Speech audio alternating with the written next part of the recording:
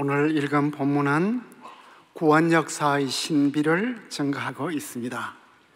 하나님의 구원사에서 핵을 이루고 있는 나라는 바로 선민 이스라엘입니다. 로마서 9장은 선민 이스라엘의 과거, 10장은 현재, 11장은 미래에 대해서 말하고 있습니다.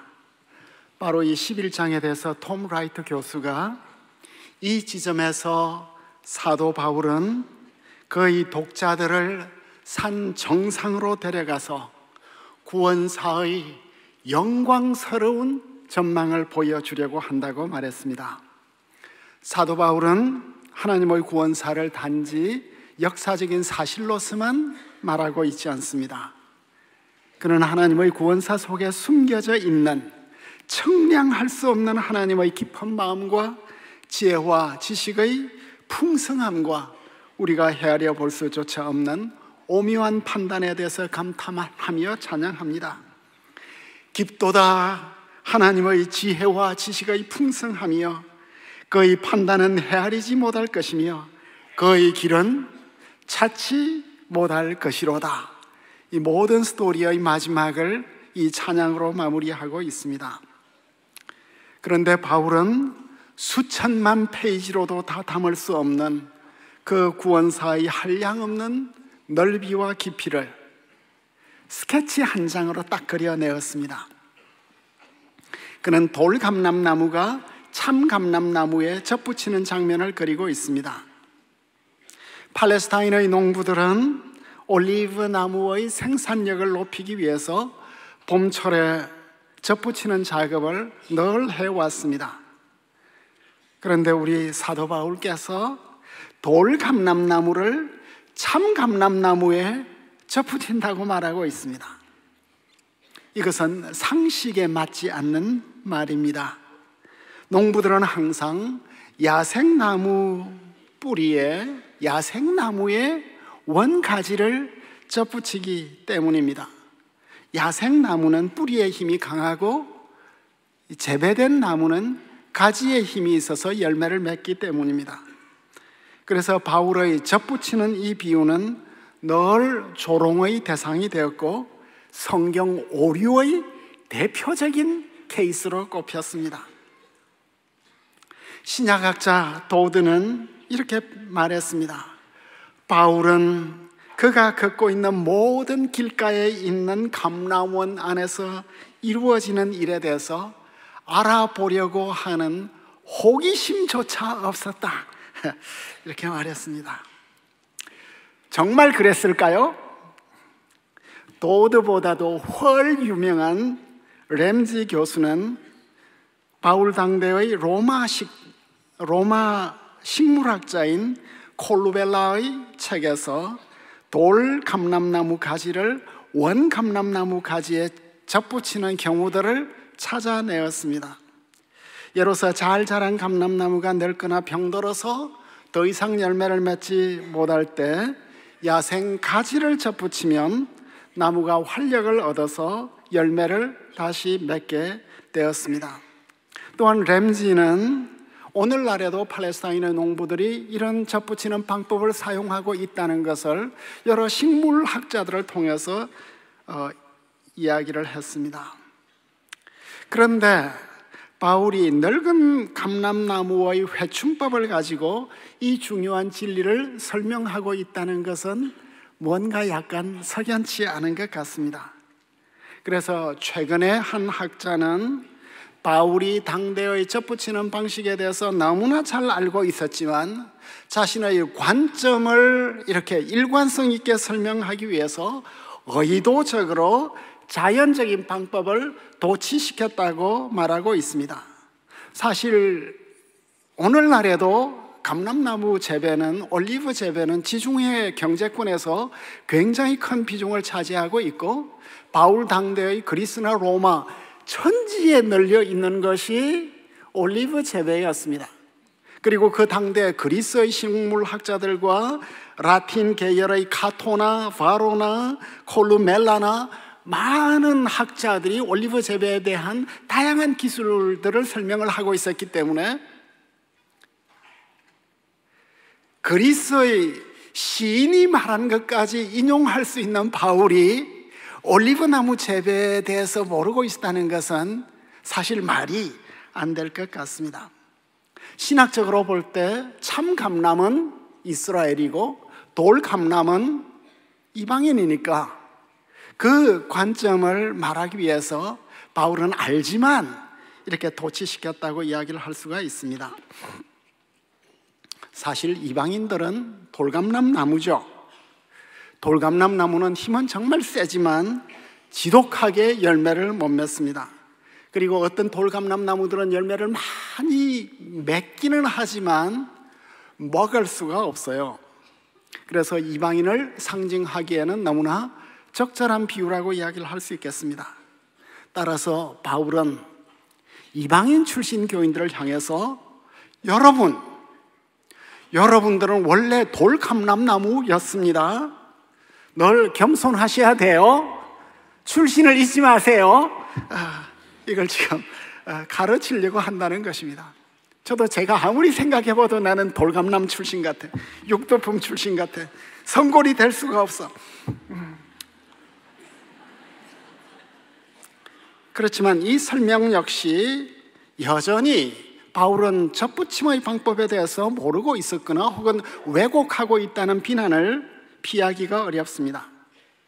우리는 접붙이는 방식에 대한 자연스러운 방법하고 또 그가 말하려고 하는 어떤 신학적인 이 주장하고 이것을 조화시켜야 될 것 같습니다.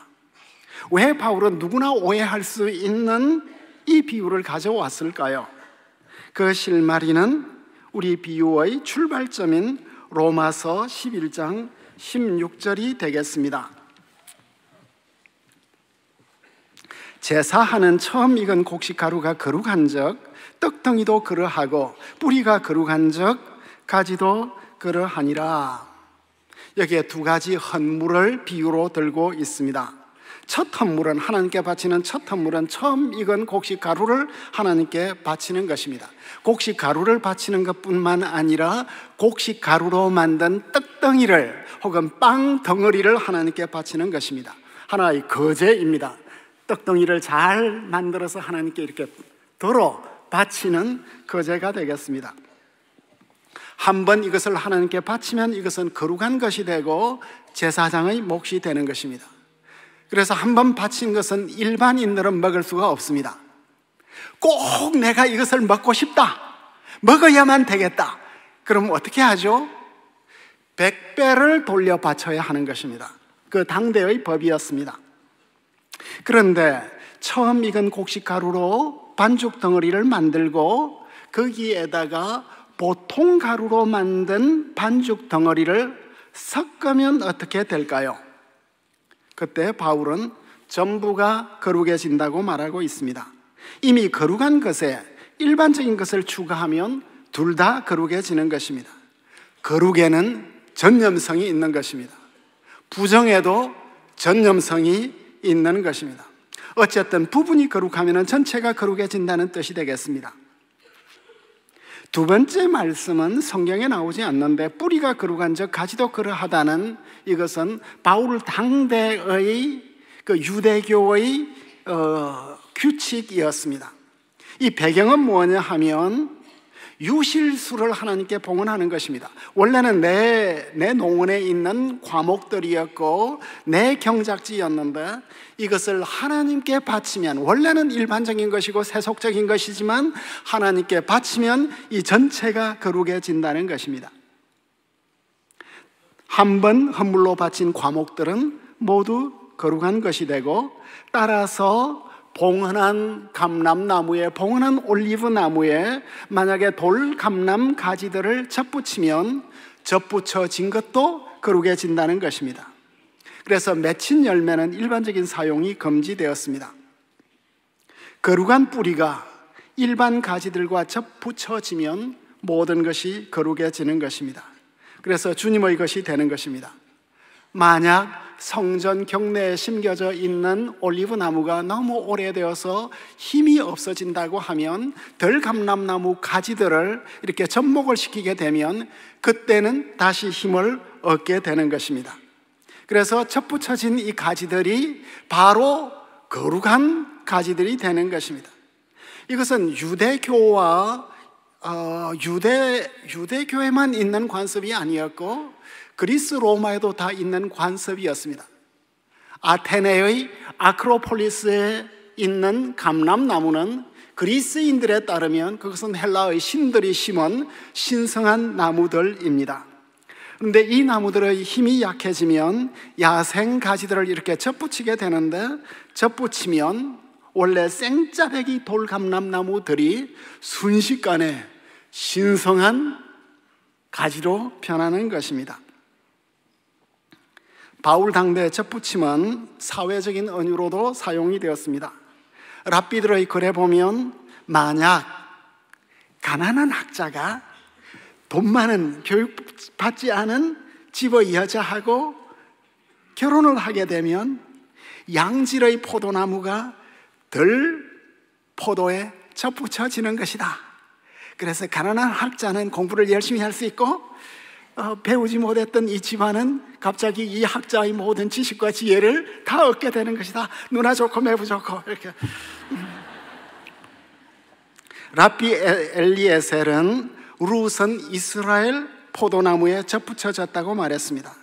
이런 것을 우리는 할라카 가르침, 실천적 가르침이라고 하는데, 바울은 이런 것을 너무나 잘 알고 있었기 때문에 믿는 신자와 믿지 않는 불신자의 결혼에 이것을 바로 적용했습니다.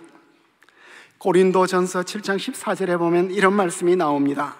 믿지 아니하는 남편이 아내로 말미암아 거룩하게 되고 믿지 아니하는 아내가 남편으로 말미암아 거룩하게 되나니 그렇지 아니하면 너희 자녀도 깨끗하지 못하니라. 그러나 이제는 거룩하니라. 장차 거룩해지리라가 아니라 이제 이미 거룩하니라. 당신은 믿지 않는 남자하고 결혼했기 때문에 어쩌면 오랫동안 속썩일 거야. 그렇지만 이미 거룩해. 그리고 장차 거룩해지겠죠. 어쨌든 한 거룩한 사람을 통해서 연합되는 사람들이 거룩해지고 그 자녀들까지 거룩해진다는 것은 접붙이는 이 비유를 결혼 생활에 적용을 한 것입니다. 아멘.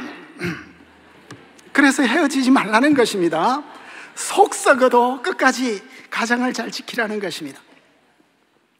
바울이 로마서에서 감람나무 접붙이는 비유를 가져온 데는 사연이 있었습니다.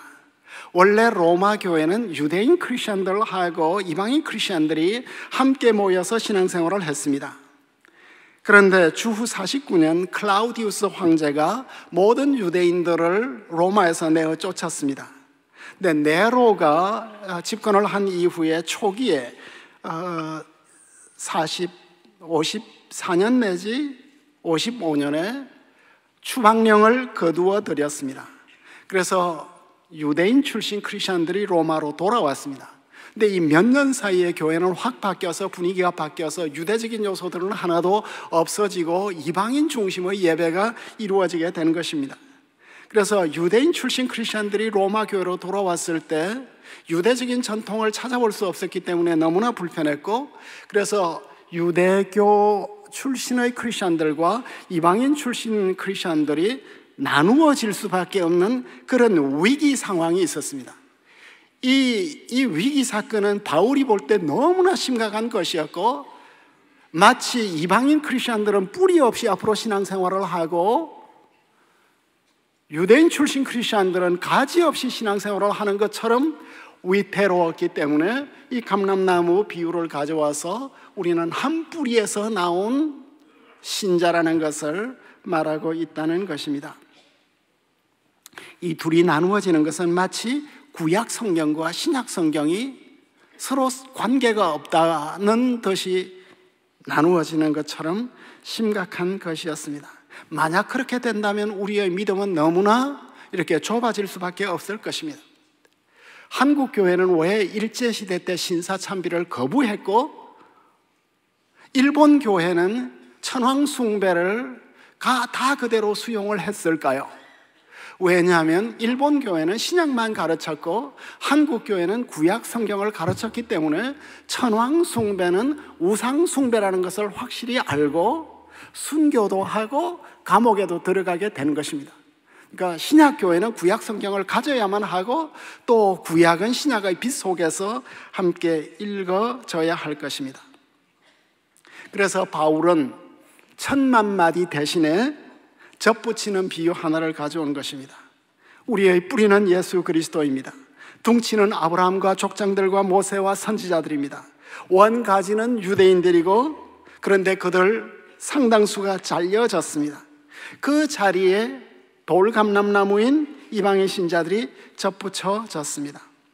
우리는 다 한 뿌리에서 영양분을 공급받는 존재들입니다.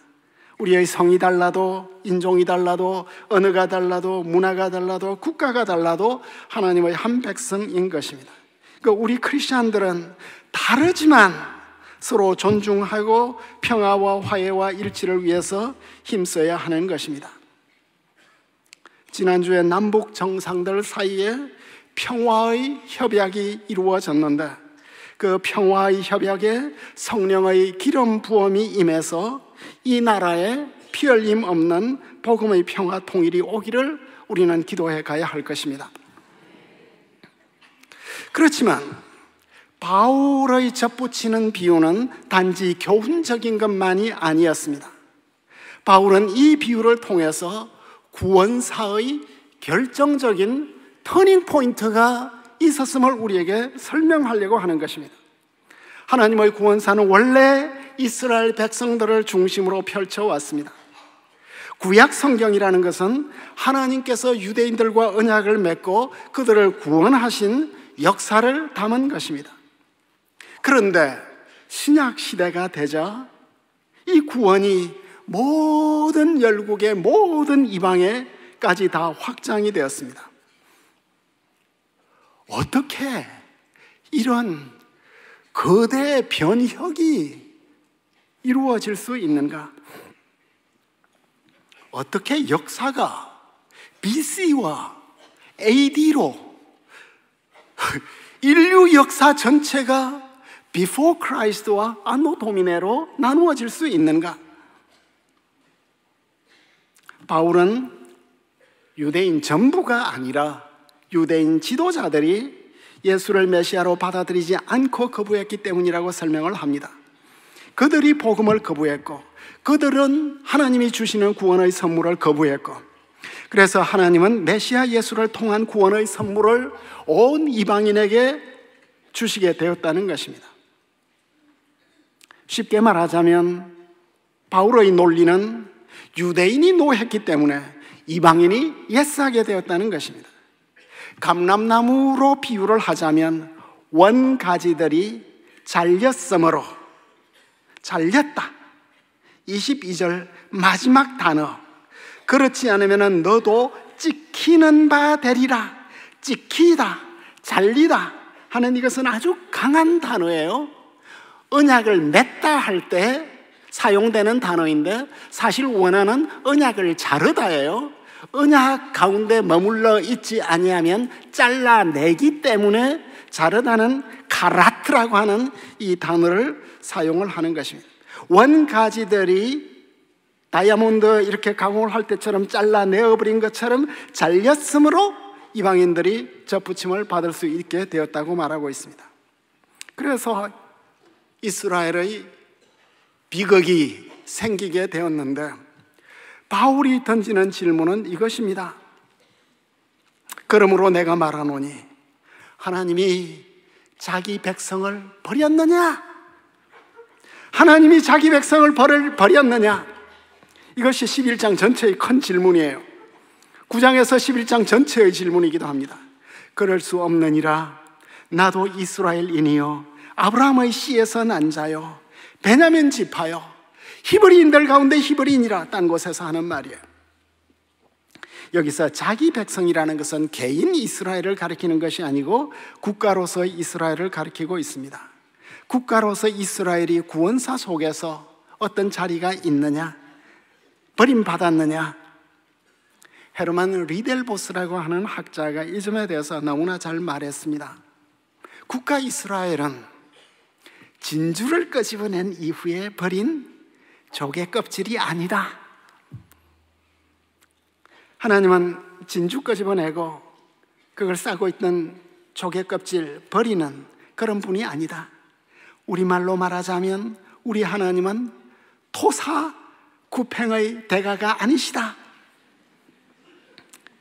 만약 하나님께서 택한 백성을 버리신다면 우리가 하나님의 신실하심을 어떻게 믿겠냐? 하나님이 신실하지 않다면 우리는 우리의 구원에 대해서 어떻게 확신하겠냐? 하나님은 절대로 택한 자기 백성을 버리지 않는다. 구약에서 엘리야 시대만큼 영적으로 어두운 시대가 없었는데 그래도 하나님은 나를 위하여 7,000명 남은 자를 두었다. 7,000명은 문자 그대로 7,000명이 아니라 하나님의 백성은 늘 완전하게 지키신다는 말씀이 되겠습니다. 그런즉 이와 같이 엘리야 시대와 같이 지금도 은혜로 택하심을 따라 남은 자가 있느니라. 11장 5절 말씀입니다. 많은 이스라엘 백성들이 주님을 떠났지만, 버렸지만, 우상 숭배했지만, 복음을 거부했지만 택하심으로 말하자면 그들은 조상들로 말미암아 사랑을 입은 자니라. 28절 사랑을 입은 자라. Dearly beloved, 진정 사랑받는 자이다. 바울은 유대인이어서 이렇게 설명을 하는지 모르겠습니다만은 이스라엘은 그냥 열국 중에 한 나라가 아니라 국가 민족으로서 이스라엘은 여전히 주님의 사랑을 받고 있다는 말을 바울이 하고 있습니다.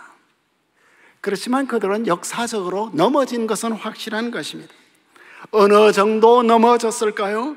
AD 70년에 그들은 나라를 완전히 잃었고 성전이 파괴되었고 이제는 주권을 완전히 잃어버렸고 그로부터 2000년 동안 나라 없이 유랑을 하는, 그리고 온갖 핍박과 고난을 당했는데 그들이 넘어지기까지 실족하였느냐? 11절 말씀이에요. 넘어지기까지 실족하였느냐? 넘어지는 것도 실족이고 실족도 넘어지는 것인데 우리말로 새로 번역을 하자면 그들은 다시 일어날 수 없을 정도로 넘어졌느냐? 완전 몰락하였느냐? 바울은 대답하기를 그럴 수 없느니라. 그들은 완전히 망하지 않았다고 말하고 있습니다. 그렇지만 그들은 그들이 넘어졌기 때문에 구원이 이방인에게 이르게 되었다고 말하고 있습니다. 11절 여기에 역설이 있습니다. 그죠? 이스라엘은 자기 의에 걸려 넘어져서 무릎도 깨어지고 팔목도 깨어지고 이도 부러지고 아파 죽을 것 같은데 그것 때문에 이방인들이 행복해졌대요. 그런데 이것이 끝이 아니었습니다. 그들의 넘어짐이 세상의 풍성함이 되며 그들의 실패가 이방인의 풍성함이 되거든 하물며 그들의 충만함이겠느냐? 바울은 원 하나님 백성인 이스라엘의 구원에 대한 하나님의 구원의 경륜을 발견했습니다. 하나님의 구원의 경륜은 우리의 이성과 경험과 역사적인 어떤 규칙과 통계로 발견을 할 수 없는 것이다. 하나님은 신비로운 분이시다. 하나님은 특별한 구원의 경륜을 가지고 있는데 한마디로 이건 완전한 쓰리쿠션이다.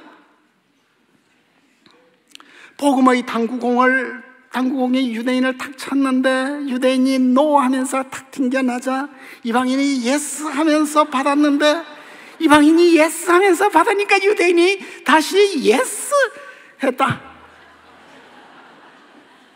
노, 예스, 예스, 예수 이렇게.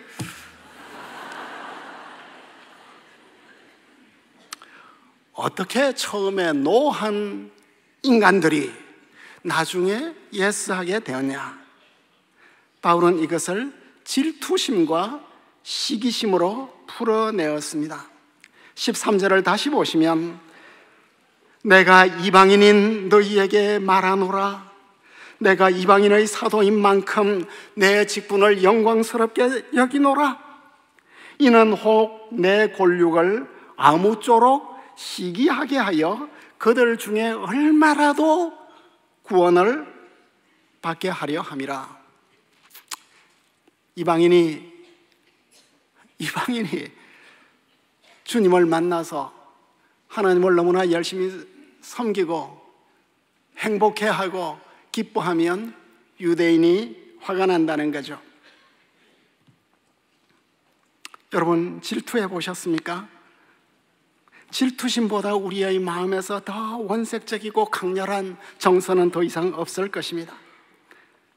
솔로몬이 말하는 것처럼 사랑은 죽음같이 강하고 질투는 스올같이 잔인하며 불길같이 일어나나니 그 기세가 여호와의 불, 여호와의 불은 최강불, 원폭, 원한의 폭탄과 같다고 이야기를 하고 있습니다. 시기심하고 질투심은 달라요. 시기심은 뭐예요? 내 것이 아닌 것에 대해서 내가 막 화가 나고 샘나고 불쾌하고 죽고 싶고 죽이고 싶은 것이 시기심. 내 사촌이 너무 잘 나가고 아파트 사면 갑자기 잘 살던 내가 배가 아픈, 진짜로 배가 아프대. 코리언들은 그냥 이게 언유가 아니라 진짜 아프대요. 이건 시기심, 내 것이 아니기 때문에. 근데 내 사랑하는 사람이 딴 눈 팔고 딴짓하면 이건 시기가 아니라 질투. 질투는 내 것에 대한 분노의 감정. 그러니까 여보 왜 그래? 이렇게 중립적일 수가 없는 거예요. 그죠? 죽이고 싶은 거야.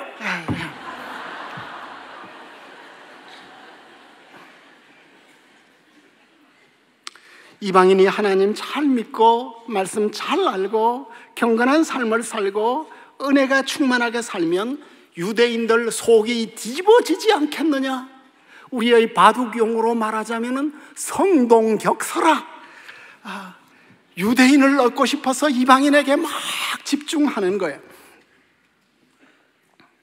그런데 이것이 바울만의 전략이 아니었습니다. 하나님도 같은 마음을 갖고 계셨습니다. 하나님의 구원사의 배경 속에 그들이 넘어짐으로 구원이 이방인에게 이르러 이스라엘로 질투나게 하려 함이니라는 마음이 있었다는 것입니다. 바울의 질투 전략이 성공을 했을까요? 안타깝게도 우리가 질투한 것은 하나도 일이 되지 않는 것 같아요. 안타깝게도 많은 유대인들은 여전히 우둔해졌습니다. 우둔해졌다, 25절. 이 우둔해졌다는 단어는 당대의 의학 용어였습니다. 우리말로는 굳은 살이고 전문 용어로는 피부 경결이라고 합니다. 피부가 점점 이렇게 딱딱하고 거칠어지고 결이 생기고 그래서 위장에 이 피부 경결이 많이 일어나게 되면 식도염 때문에 생기게 되면 결국 식도암의 원인이 되는 이런 증상이 되겠습니다. 우리의 피부가 딱딱하게 굳어지는 것처럼 마음도 완고하게 될 때 굳어졌다고 이야기를 하는 것입니다. 왜 유대인들은 이렇게도 복음에 대해서 둔감하고 완악해졌을까요? 바울은 여기에도 신비가 있다고 말하고 있습니다. 25절 말씀, 형제들아 너희가 스스로 지혜 있다 하면서 이 신비를 모르기를 내가 원치 아니하노니 이 신비는 이방인의 충만한 수가 들어오기까지 이스라엘의 더러는 우둔하게 된 것이라고 말하고 있습니다. 하나님의 영원한 구원 계획 속에는 창세기 12장에 있는 말씀처럼 아브라함의 복이 온 세상에 흘러가도록 하는 이런 디자인이 있었는데 유대인들은 하나님의 복음을 독점하고 자신들만 하나님의 백성이라고 주장하고 이방인들 무시하고 박대하고 은혜를 나누지 않고 율법을 나누지 않았기 때문에 이방 유대인들이 완악해졌다는 것입니다.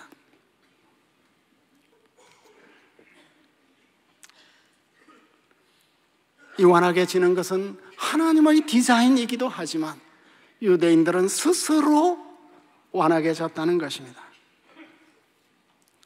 이 과정을 거친 이후에 온 이스라엘이 구원을 받으리라 는 결론을 26절에서 내리고 있습니다. 온 이스라엘이 구원을 받는 때가 언제일까요? 정말 이스라엘이 메시아 예수에게로 돌아온다면 언제일까요? 여기에 세 가지 큰 입장이 있는데, 전통신학에 따르면, 어거스틴과 루터에 따르면 교회가 이스라엘을 대체해버렸기 때문에 여기에 온 이스라엘이 돌아온다는 것은 예수님을 믿는 모든 백성들이 하나님께로 돌아온다는 것이지 육적 이스라엘이 돌아오는 것은 아니라고 보았습니다. 옛것이 죽어야만 새것이 태어난다고 생각을 했습니다.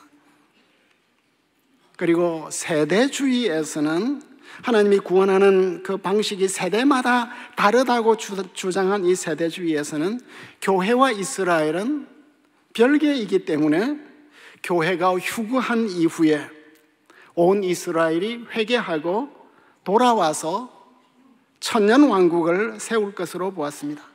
세대주의에 따르면 원래 교회라는 것은 하나님의 구원 계획 속에 없었는데 유대인들이 다 메시아를 거부했기 때문에 하나님이 급조한 것이라고 말하고 있습니다. 세대주의 역시 교회와 이스라엘을 분리시켰습니다.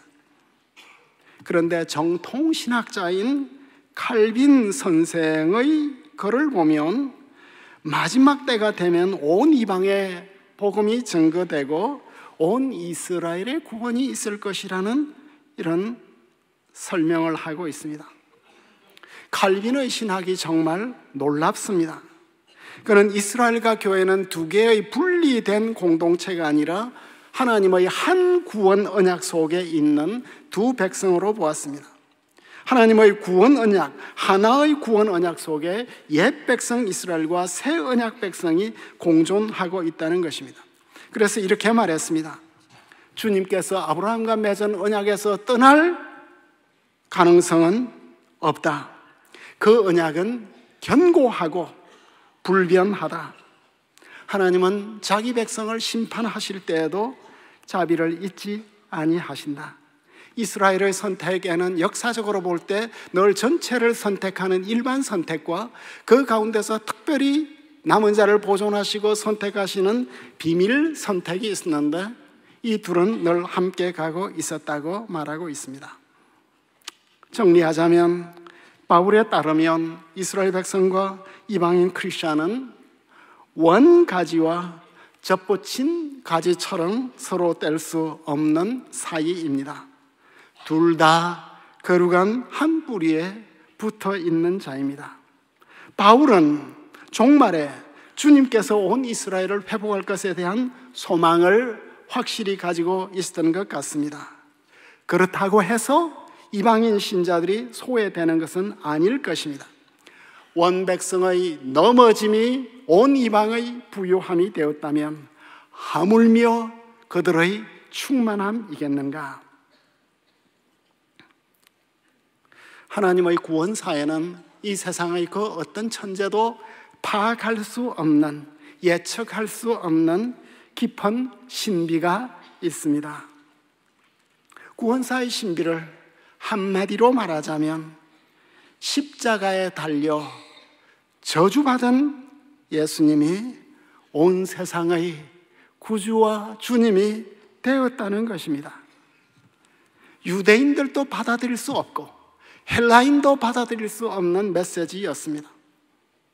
사도 바울은 갈라디아서 3장 13절에서 이렇게 말씀하고 있습니다. 그리스도께서 우리를 위하여 저주를 받은 바 되사 율법의 저주에서 우리를 속량하셨으니 기록된 바 나무에 달린 자마다 저주 아래 있는 자라 하였음이라. 바울이 볼 때 나무에 달려 죽은 자는 하나님께 저주받아 죽은 자입니다. 이 말씀은 원래 신명기 21장 23절에서 온 말씀입니다.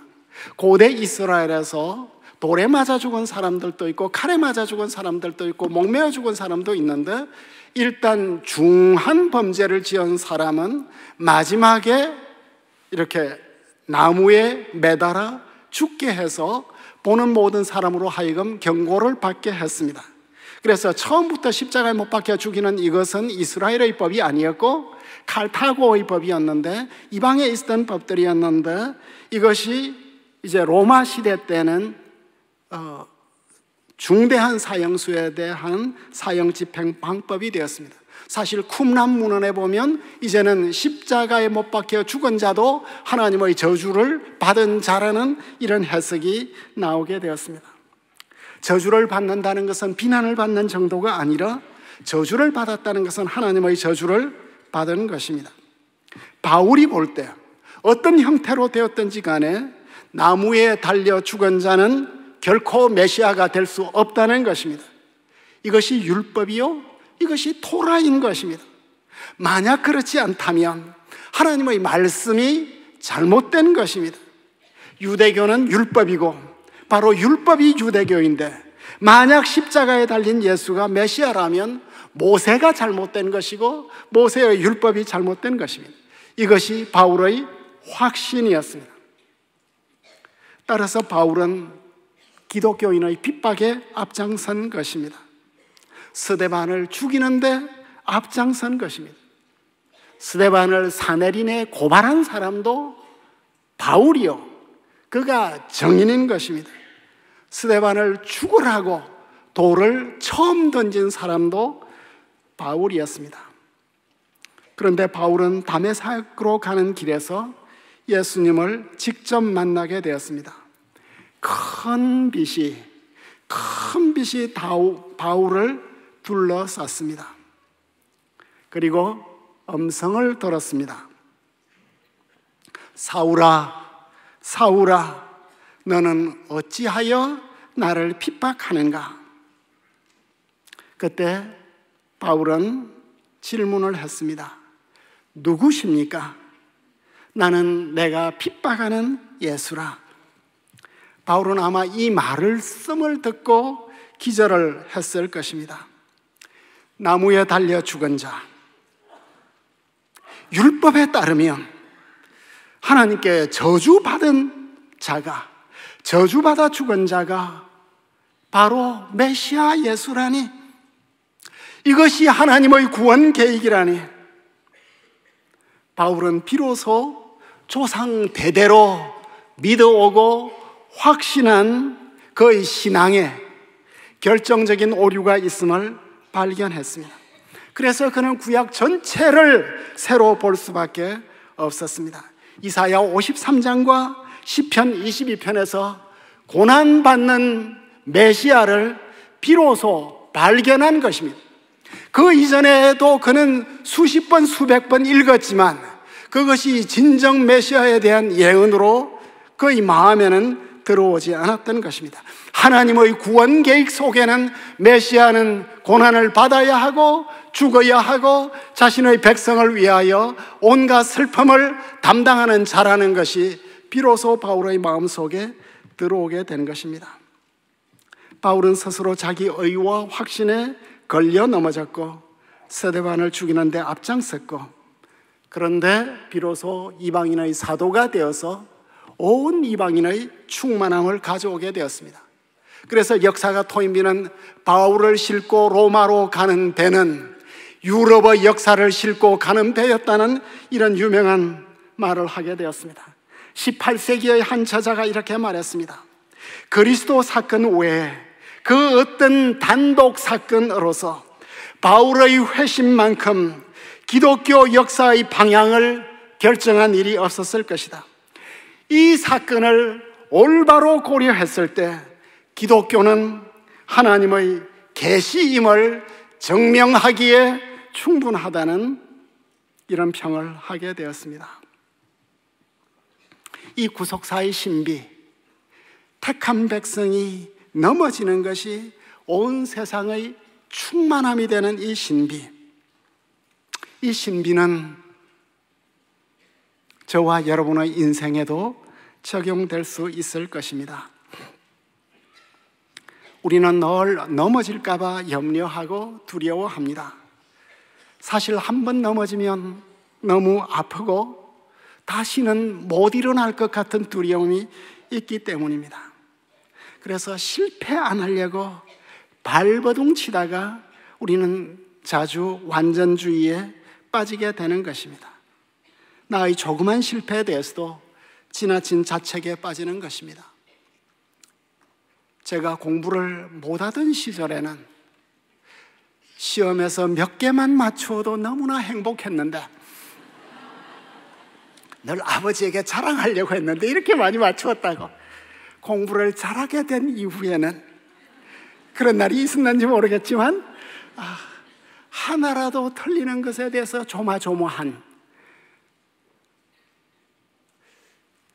그래서 10년 전에 제가 암에 걸렸는데 많은 사람이 그 원인이 무엇이었냐 이렇게 제게 물어보았습니다. 내가 너무 완전하려고 했기 때문에 하나라도 틀리면 내 가슴이 두근두근하고 그게 내 원인이 아니었나 이렇게 생각되었습니다. 인생에서는, 신앙에서는 넘어짐이 충만함이 되는 때가 많습니다. 우리가 넘어질 때 그때가 바로 은혜의 때입니다. 내 연약함을 보았기 때문에 주님의 은혜를 구하는 것입니다. 여러분들은 다 부잣집 자식 같기 때문에 교회가 아무리 어려워도 부러지는 사람이 없습니다. 그죠? 울지가 않습니다. 위기의 때에도 위기를 못 느끼는 것입니다. 그런데 우리가 연약해지면 그때 비로소 눈물이 나고 주님 어찌 된 것입니까? 하고 간구하게 되는 것입니다. 믿음이라는 것은 내 연약함을 긍정하는 것이라고 저는 생각합니다.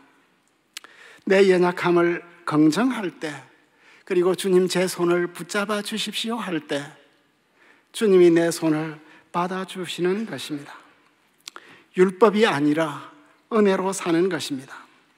한번 크게 넘어진 사람이 주님의 은혜로 다시 충만해져 가면서 온 세상을 충만하게 할 수 있는 것입니다.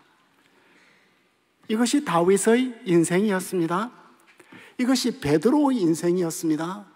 베드로가 예수님을 3번 부정했습니다. 3번 부정은 절대 부정입니다.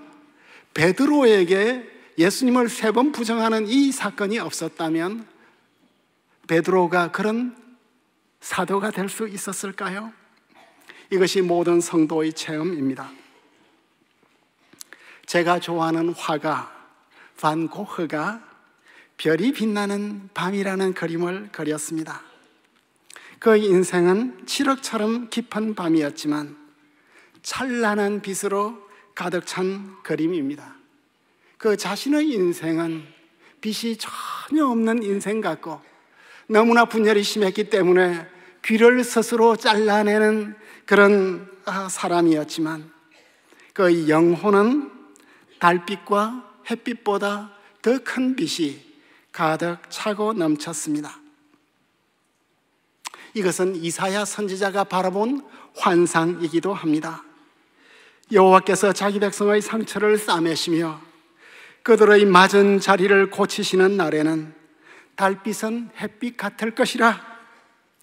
햇빛은 7배가 되어서 7날의 빛과 같으리라고 말씀하고 있습니다.